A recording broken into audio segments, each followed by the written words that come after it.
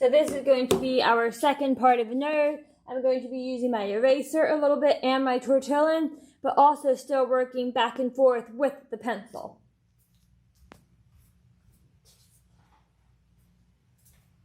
Because anytime we are doing shading, it is inherently going to have a little bit of back and forth. So now I'm just going to go ahead and erase some of those sort of grid lines from the shading. And then I'm going to go in with a tortillon. There's a couple different sizes. I'm going to use a smaller one first. And I don't want to get rid of any of the value that I currently have on my nose. So I'm not going to press down hard. All I'm doing is kind of smoothing it in really gently in those sort of in-between areas.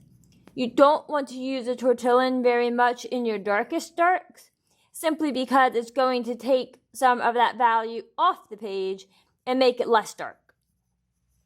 The tortillons are really helpful for your lighter values. They're not so great for darker values. And that's part of why there is such a push and pull with shading.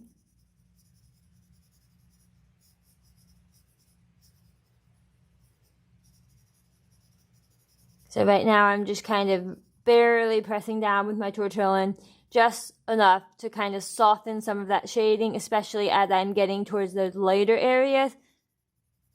Not so much that it looks smudgy, which is one of the big sort of challenges.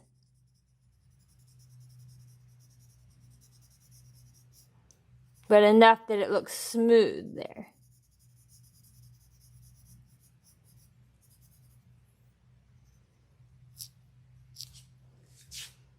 And I'm going to go kind of across this highlight area a little bit.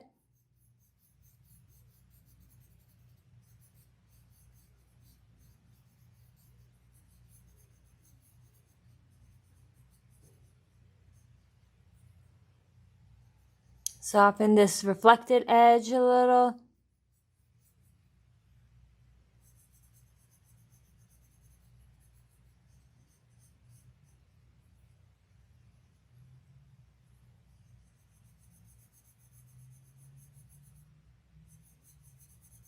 Make the shading on the nostril portions just a little less stark.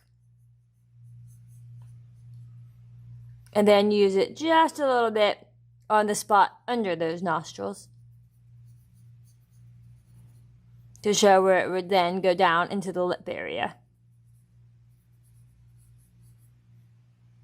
So that might be all that I would do with the tortillon at first. And then I could go back in with my kneaded eraser and just kind of press into some of those highlight areas a little bit. Bring the highlight back out a smidge.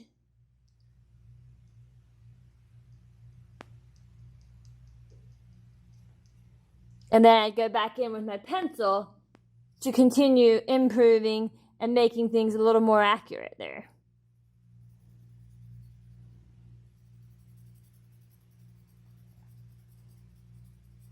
And you could absolutely go ahead and go up to a 2B or even a 4B at this point.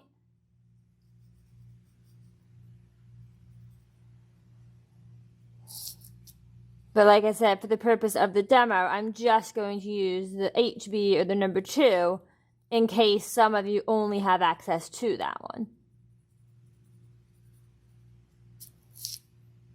And all I'm doing is just looking at my reference image more than I am at the node that I am working on, just so that I can continue practicing getting my brain sort of in touch with my hand.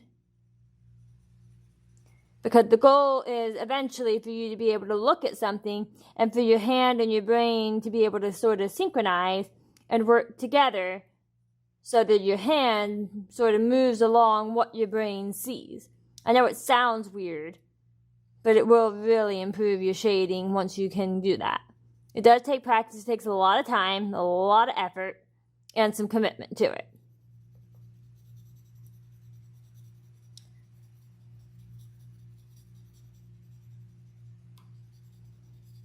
But as you can see now, this nose is starting to look three-dimensional.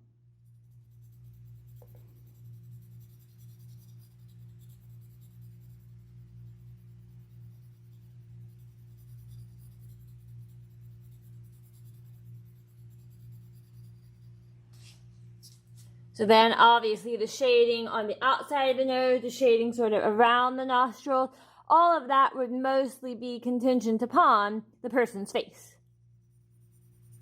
So there's not really a great way to do the shading for the areas around the nose until you actually have a person's face there. Which is, of course, why we're focusing primarily on the tip of the nose and sort of the closest shading to the nose. Not so much all of going into the skin on the outside of the nose.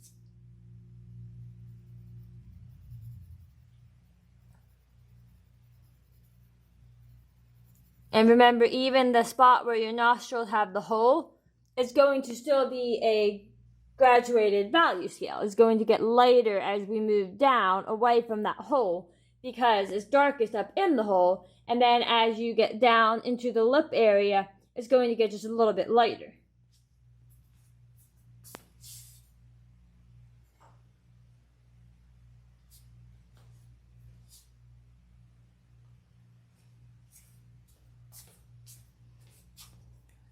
So I'm going to just use my kneaded eraser a little bit.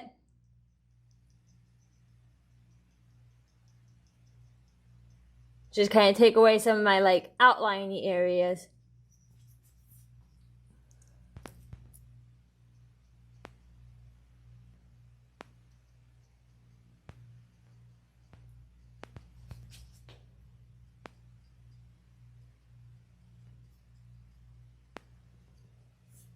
So then that might be an example of the nose. And again, there are wider noses, there are more narrow noses. There's all sorts of ways to draw the nose. But your guideline here will just give you a step-by-step example of one way of drawing a nose.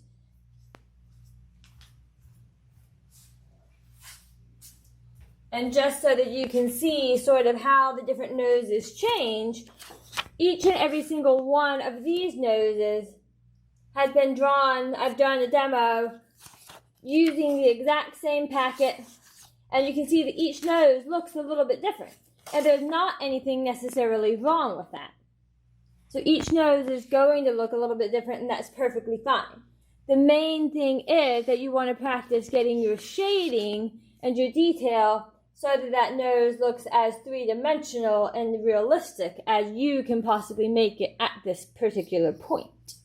And based on what I've been seeing in class, some of the things that you all need to focus on is making sure that your shading is not so line-based and that it is more like a series of value scales.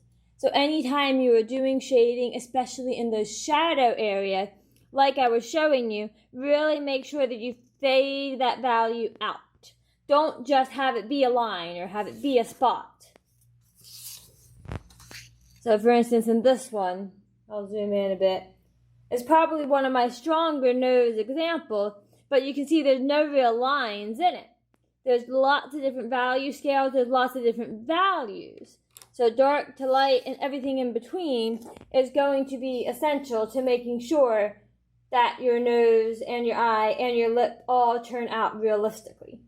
Now remember that there are different parts of the packet that we are going to be doing after you do your initial facial features, and that's what these particular videos are helping you for, because they are based on what you've already done in class and how you can take that a step further to improve on your facial features as you move throughout the packet.